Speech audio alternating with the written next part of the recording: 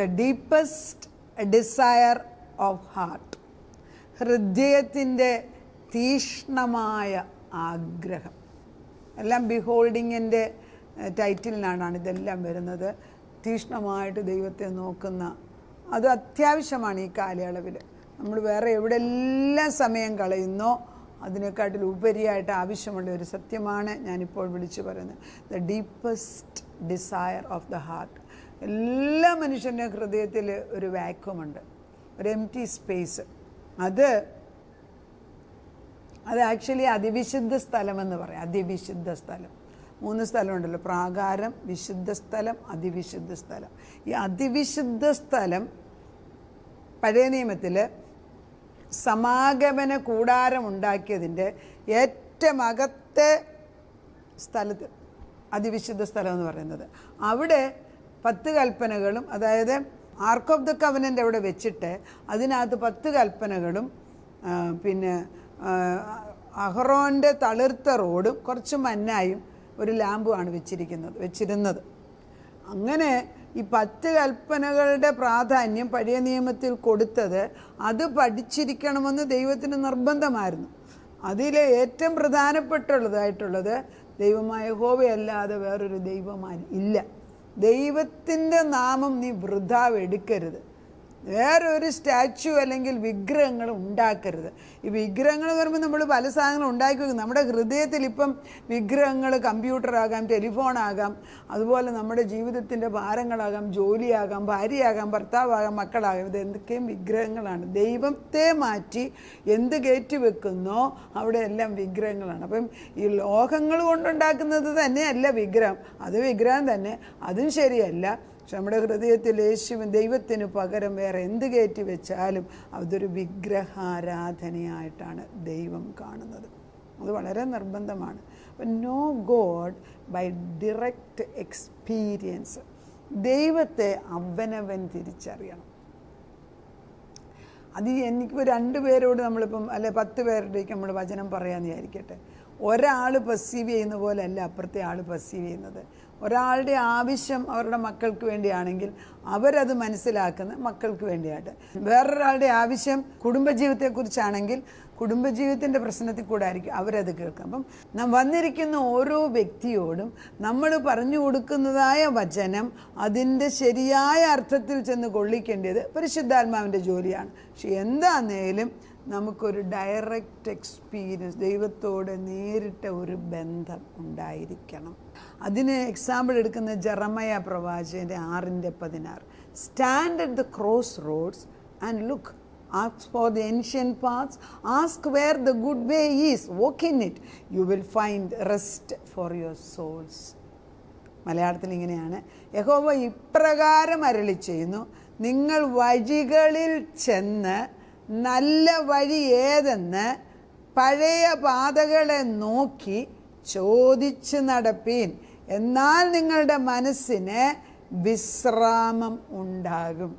മനസ്സിന് വിശ്രമം കിട്ടണമെങ്കിൽ ഈ പുതിയതിൻ്റെ പുറകെ ഓടി ഓടി നടന്ന്, പുതിയതൊക്കെ ആവശ്യമുള്ളതുപോലെ, അതുകൊണ്ട് നിനക്ക് ബിസിനസ് ചെയ്തിട്ട് കാശുണ്ടാക്കാൻ അതിനൊക്കെ ആവശ്യമുണ്ട്. പക്ഷേ ഒക്കെ ബാലൻസ് തെറ്റിപ്പോരുത്, ഓഫ് ബാലൻസ് ആകരുത്.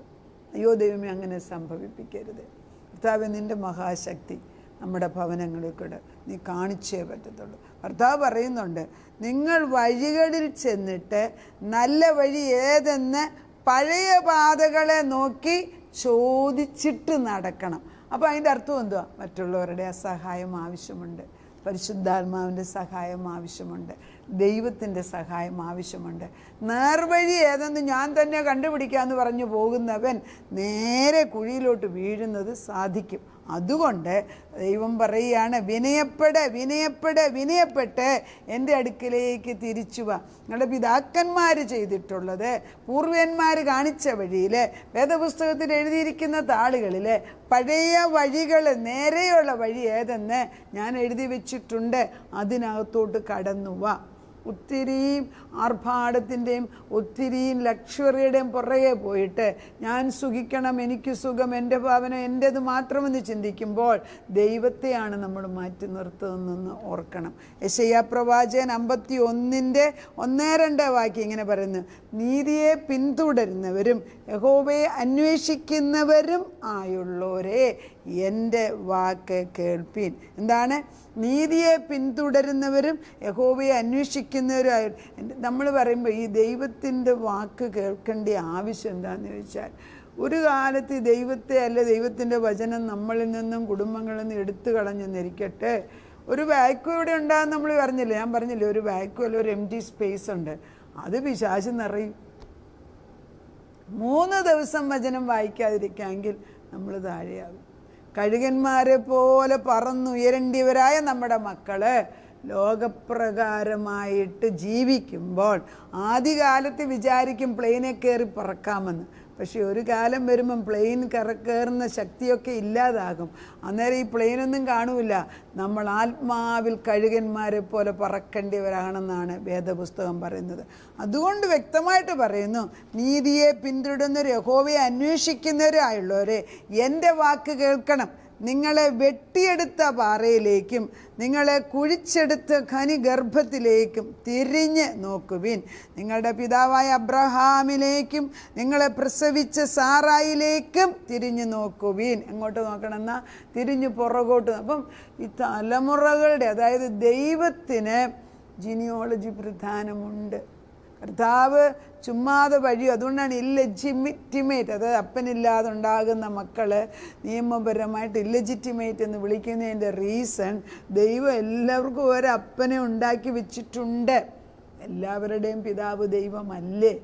ഈ ദൈവത്തെ കണ്ടു കഴിയുമ്പോൾ നമ്മൾ അനാഥനല്ല എന്ന ബോധം വരണമെങ്കിൽ നമ്മൾ എവിടോട്ട് നോക്കണം എന്നാണ് പറയുന്നത്?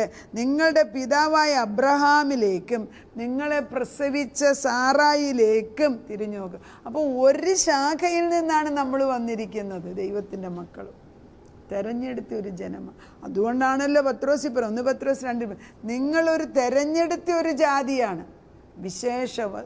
അതായത് നിങ്ങളോ അന്ധകാരത്തിൽ നിന്ന് തൻ്റെ അത്ഭുത പ്രകാശത്തേക്ക് വിളിച്ചവൻ്റെ സദ്ഗുണങ്ങളെ പ്രഘോഷിപ്പാൻ തക്കവണ്ണം തിരഞ്ഞെടുത്ത ഒരു ജാതിയും വിശുദ്ധ വംശവും സ്വന്തം ജനവും. ഇപ്പം രാജകീയ പുരോഹിത വർഗമാക്കി മാറ്റിയവരെ, ദൈവം തിരഞ്ഞെടുത്തവരെ നമ്മൾ വേറെ എന്തെങ്കിലും കൊണ്ട്, അതായത് നമ്മൾ സ്വർണം കൊണ്ട് പുതപ്പിടുന്നതിന് പകരം കുറച്ച് ക്ലാവ് പിടിച്ച ബ്രാസ് കൊണ്ടുണ്ടാക്കി ആദ്യ സ്വർണ്ണമെന്നൊക്കെ പറഞ്ഞ് നടന്നാലും കുറച്ച് കഴിയുമ്പോൾ അത് ക്ലാവാണെന്നും എല്ലാവർക്കും ക്ലാവ് പിടിക്കും, അതിൻ്റെ നിറം പോകും. യഥാർത്ഥ ദൈവത്തിൻ്റെ മുൻപിൽ നിന്നല്ല നമ്മൾ അവൻ്റെ തേജസ് പ്രാപിക്കുന്നത് എങ്കിൽ അവസാനം അത് നാശത്തിലേക്ക് തന്നെ പോകും. അതുകൊണ്ട് ദൈവം വീണ്ടും പറയുകയാണ്, നിങ്ങൾ നല്ല വഴി ഏതെന്ന് ചോദിച്ച് മനസ്സിലാക്കണം. ഇപ്പോൾ ചോദിക്കുന്ന ക്വസ്റ്റ്യൻ ഉണ്ട്, വല്ലവരോടും ഒന്ന് ചോദിക്കണമെങ്കിൽ, ഇപ്പം മറ്റുള്ളവരോട് ചോദിക്കണമെങ്കിലും വിനയം വേണം, ശരിയല്ലേ? ഗൂഗിള് നോക്കിയാൽ എല്ലാ ഉത്തരം കിട്ടും. പിന്നെ ഇപ്പം നമ്മൾ ആർക്കും നേരമില്ലല്ലോ. ഇപ്പം നമ്മൾ ഒരു 4-5 പേർ ഒന്നിച്ചൊരു സ്ഥലത്തിരിക്കട്ടെ, ഈവൻ ഹോസ്പിറ്റലിൻ്റെ പുറത്ത്, പണ്ടൊക്കെ അന്യോന്യം ചോദ്യം, ഇപ്പോൾ എല്ലാവരുടെയും ഫോണുണ്ട്, ആർക്കും ചോദിക്കാൻ നേരമില്ല. Because we are deeply immersed in personal matters. ദൈവം വളരെ ദുഃഖത്തോടുകൂടി നമ്മൾ പറയുകയാണ്, കർത്താവ്, the path to rest for your souls is, as it always been, the path of true prayer. അതായത് യഥാർത്ഥ നമുക്കൊരു റെസ്റ്റ്ഫുൾ ക്യാരക്ടറിലേക്ക്, പീസ്ഫുൾ എക്സിസ്റ്റൻസിലേക്ക് വരണമെങ്കിൽ it is the path through prayer. പ്രാർത്ഥന എന്ന് പറയുമ്പം, നമ്മൾ പ്രാർത്ഥന എന്ന് പറയുമ്പോൾ നമുക്ക് ഈ പ്രാർത്ഥനയുടെ കൊണോട്ടേഷൻ അല്ലെങ്കിൽ അർത്ഥം എല്ലാം മാറിപ്പോയിട്ടുണ്ട്. നമുക്ക് പ്രാർത്ഥന എന്ന് വരുമ്പം കംപ്ലയിൻസ് എല്ലാം കൂടെ കൊണ്ടുവന്ന് യേശുവിൻ്റെ മുമ്പിൽ വെക്കുന്നതാണ് സ്ത്രീകളുടെ ചിന്ത, നമ്മുടെ എല്ലാവരുടെയും ചിന്ത അങ്ങനെയാണ്. പക്ഷെ പ്രാർത്ഥന അതല്ല. പ്രാർത്ഥന is a communication between God and ourselves. ദൈവവും നമ്മളുമായിട്ടുള്ള അന്യോന്യ ബന്ധം പുനഃസ്ഥാപിക്കുന്ന ദിനം പ്രതിയുള്ളൊരു പ്രക്രിയയായിട്ട് പ്രാർത്ഥന കാണാമെങ്കിൽ we behold the glory of whom we look at. ആരെ നീ നോക്കുന്നോ അവനെ പോലെ ആയിത്തീരുമെന്ന്. അപ്പം യഥാർത്ഥ വെട്ടത്തെയാണ് നോക്കുന്നതെങ്കിൽ നമ്മുടെ മുഖത്ത് പ്രകാശം വരും. അതല്ല ആർട്ടിഫിഷ്യൽ ലൈറ്റാണ് നോക്കുന്നതെങ്കിൽ എല്ലാ ആർട്ടിഫിഷ്യൽ ലൈറ്റും അതിനൊക്കെ നിഴലുണ്ട്. കുറച്ച് കഴിയുമ്പം നമ്മുടെ മുഖത്ത് നിഴൽ മാത്രമേ കാണൂ, വെട്ടം കാണത്തില്ല. അതുകൊണ്ട് ദൈവത്തിൻ്റെ ആത്മാവ് നിർബന്ധമായിട്ടും പറയുന്നു, desire in your heart to know the true God. യഥാർത്ഥ സത്യദൈവം ആരെന്നറിയാനുള്ള വാഞ്ച ഇതോടുകൂടി അനേക മക്കൾക്ക് ദൈവം ഇടട്ടെ. നമുക്ക് പ്രാർത്ഥിക്കാം. ഇച്ഛ തരിക എന്നും ഇച്ഛ നിവർത്തിക്കുക എന്നും ചെയ്യുന്നത് തിരുഹിതമുണ്ടായിട്ട് ദൈവമല്ലോ ചെയ്യുന്നത്. യഥാർത്ഥത്തിൽ നിന്നെ അറിയണമെന്ന് ദ ഹോളി ഓഫ് ഹോളി, അതിവിശുദ്ധ സ്ഥലത്ത് അവിടെ എംറ്റി ആയിട്ട് കിടക്കുകയാണ്, അവിടെ ഒന്നും ഇരിപ്പില്ല കർത്താവേ. അതുകൊണ്ട് കാണുന്നതെല്ലാം വലിച്ചു കയറ്റി വെക്കുകയാണ് ഞങ്ങളുടെ തലമുറകൾ, അടുത്ത തലമുറകൾ. ഇനി ഒരു തലമുറയെ കൂടെ പിടിച്ചാൽ നിൽക്കുമായിരിക്കും, അതിൻ്റെ അടുത്ത തലമുറ എങ്ങോട്ട് പോകണമെന്ന് ഞങ്ങൾക്ക് അറിയത്തില്ല. പക്ഷെ ഞങ്ങൾക്കൊന്നും ഉറപ്പുണ്ട്, ഞങ്ങളെ സൃഷ്ടിച്ച് ഞങ്ങളെ നേർപാതയിൽ നടത്തിയ ദൈവം ഞങ്ങളുടെ തലമുറകളെ ഇൻ ഇറ്റേണിറ്റി ദൈവത്തിൻ്റെ വഴിയിൽ നടത്താൻ അവിടുന്ന് വിശ്വസ്തനാണ്. ഉടമ്പടി നിന്നോടാണ് എടുത്തിരിക്കുന്നത്. അവിടുന്ന് അബ്രഹാമിനാണ് ഉടമ്പടി കൊടുത്തത്. അബ്രഹാമിന് തെറ്റുപറ്റിയപ്പോഴും അവിടുന്ന് തെറ്റുപറ്റിയില്ല. ആ ദൈവം ഞങ്ങളുടെ കൂടെ ഉള്ളതിനാൽ ഞങ്ങളുടെ തലമുറകളുടെ മേൽ നിൻ്റെ ശാശ്വതമായ ജീവനദി ഇപ്പോൾ ഒഴുകുന്നതിന് നന്ദി പറയുന്നു. എവിടെയൊക്കെയോ ഇരിക്കുന്ന മക്കൾ പെട്ടെന്നൊരു ജീവപ്രകാശമുണ്ടായിട്ട്, ജീവൻ്റെ വെളിച്ചമുണ്ടായിട്ട് അവരെ തട്ടി ഉണർത്തി വിളിച്ചതുപോലെ ഇതാ അവർ തിരിച്ചു കടന്നു വരുന്നു കർത്താവേ. നീ അവരെ കൊണ്ടുവരുന്നതിന് സ്തോത്രം. അടിയങ്ങളെ ഞാൻ അയക്കുന്ന ഈ വചനം ഭൂമിയുടെ ഒരറ്റം തൊട്ട് മറ്റേ അറ്റം വരെ ചെന്നുകൊണ്ട് അത് പ്രവർത്തിക്കാതെ, അതിന് ഫലമുണ്ടാകാതെ തിരിച്ചു വരത്തില്ല. അതിനത് ചെയ്യുന്നതിന് സ്തോത്രം. പ്രാർത്ഥന കേട്ട അനേക കുടുംബങ്ങൾക്ക്, അമ്മയപ്പന്മാർ അവരുടെ മക്കളെക്കുറിച്ച് വളരെ വിഷമത്തോടെ ദുഃഖത്തോടെ എന്നോട് പ്രാർത്ഥിക്കാൻ പറഞ്ഞു. അടിയങ്ങളുടെയൊക്കെ മക്കൾ ദൈവത്തിൽ പൂർണ്ണമായി ആശ്രയിക്കുന്നിടം വരെ ഞങ്ങൾ ശരിയായിട്ട് പ്രാർത്ഥിപ്പാനുള്ള കൃപ തരണമേ. ദീർഘമായിട്ട് ദൈവസന്നിധിയിൽ ഇരിപ്പാനുള്ള കൃപ തരണമേ. പ്രാർത്ഥന കേട്ട് ഞങ്ങളുടെ കുഞ്ഞുങ്ങളെ തിരിച്ചു കൊണ്ടുവരുന്നിടം വരെ നിൻ്റെ മുമ്പിൽ ഇരിക്കാനുള്ള ഒരാത്മാവ് ഞാൻ കിട്ടുതന്നാട്ട്. ഞങ്ങളുടെ പ്രാർത്ഥന കേട്ട് ഉത്തരം തന്നതിന് നന്ദി. യേശു ക്രിസ്തുവിൻ്റെ പൊന്നുനാമത്തിൽ തന്നെ. ആമേൻ.